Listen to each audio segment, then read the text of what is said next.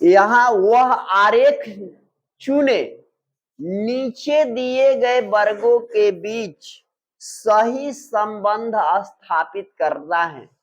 Asia, Delhi, Sri Lanka के लिए कौन यहाँ वेन डायग्राम है जो सही संबंध को स्थापित कर रहा है?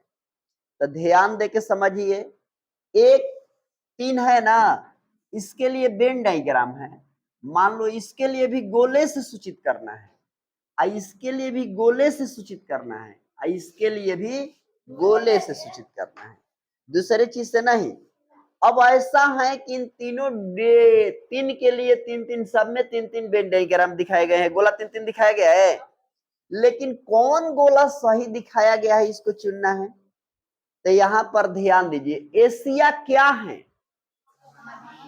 तो चलिए महादेश के लिए, आप महादेश के लिए सबसे पहले क्या करेंगे कि एक बड़ा गोला बनाते हैं। ये हो गया आपका महादेश, हो गया ना। इस महादेश में दिल्ली क्या है? राज्य है, चाहे दिल्ली कोई स्टेट मानिए, लेकिन अदर कंट्री के लिए है ना। श्रीलंका क्या है? देश है ना। लेकिन दोनों ही कहाँ है? किस महादेश में? तो एशिया है, तो एशिया महादेश हो गया। इसी एशिया महादेश में दिल्लियों है, इसी महादेश में क्या है? इसी महादेश में। अब ऐसा डायग्राम कहाँ है? यही सूचित करता है उसके लिए सही। पता चल रहा है? ध्यान आगे दीजिए। आरेख चुनिए जो वर्गों को सही संबंध स्थापित करे।